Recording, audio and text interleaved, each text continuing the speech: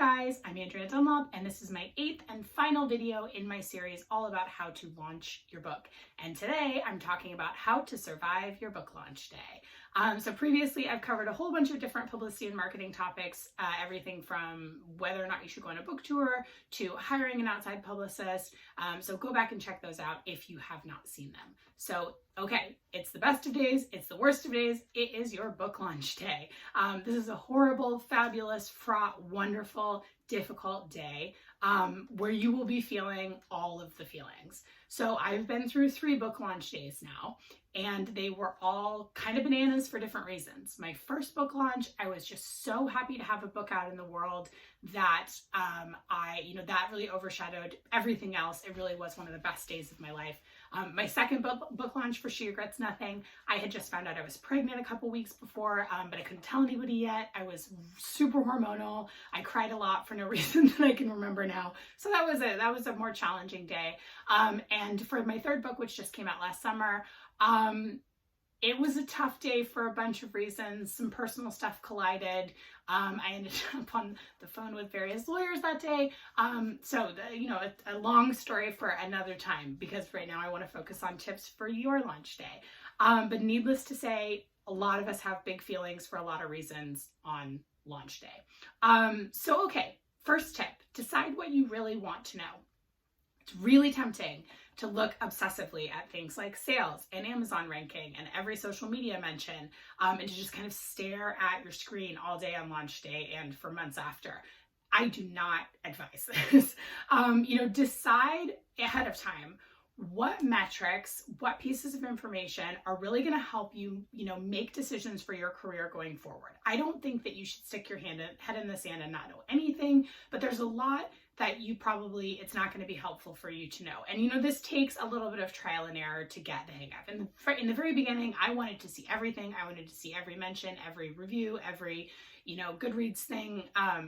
Eventually I've realized that that's not super helpful to my state of mind. So I've kind of narrowed it down. I know now, for instance, that it's very helpful to me what people say on Bookstagram. That's a community that I've gotten a lot out of, that I'm a big part of, that I'm really active on. And so I really like to know, about readers there. And that's just a good sort of healthy, positive place for me to learn about who's reading my books.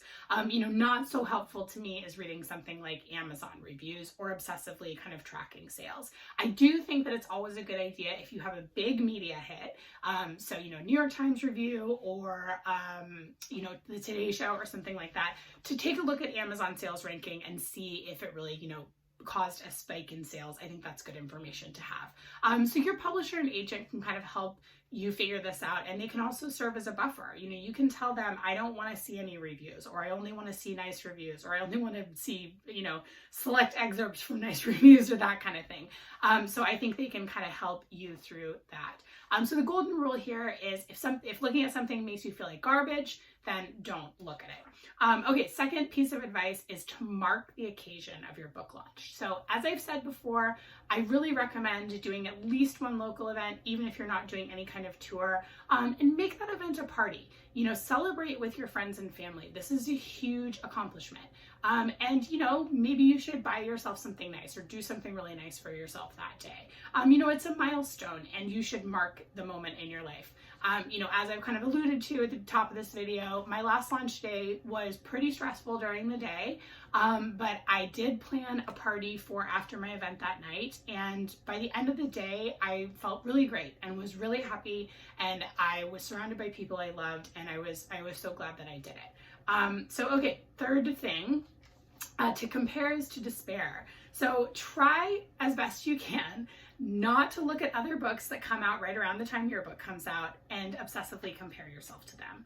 I think this can be really tempting to do, especially if there's a book that's kind of similar to yours, that's going for a similar audience, that you feel like is doing better than your book, or is getting all kinds of things that you wish your book got, or you have some kind of like imaginary nemesis in another author, or actual nemesis in another author, who seems to be getting, everything that your heart desires that you're not getting.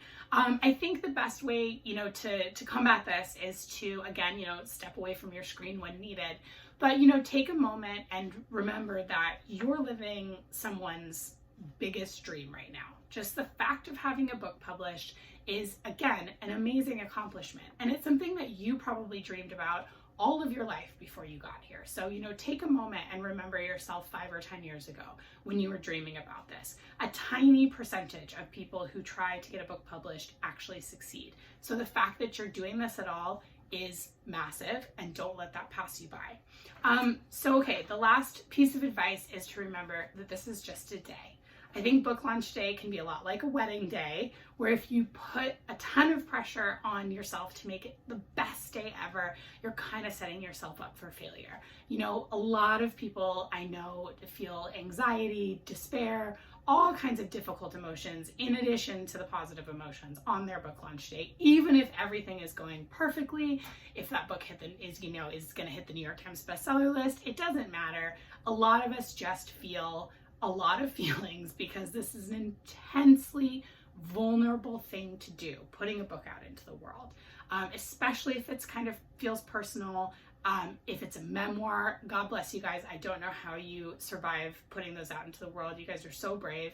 But I think it is a brave act, no matter what the book is, to put a book in the world. You're making yourself vulnerable. You're putting your art out there to be judged. And it's really so hard. And I think that vulnerability can hit you really hard on your launch date in particular. So I'm going to go Brene Brown on you for a moment here and just remind you about that Teddy Roosevelt quote about the man in the arena, and that if he fails, at least fails while daring greatly, so that his place shall never be with those cold and timid souls who neither know victory nor defeat. So that's never going to be you. You are in the arena.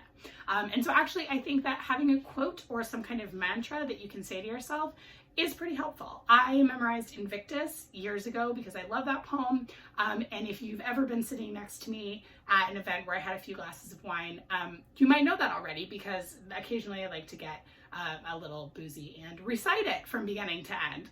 So anyway, that's it for this series. I hope it was helpful. Let me know your questions and comments as always. And next up, I'm going to be talking about social media marketing as an author and talking about some actual strategies and tactics that you can use to build your audience over the years. So look forward to that. All right, see you soon.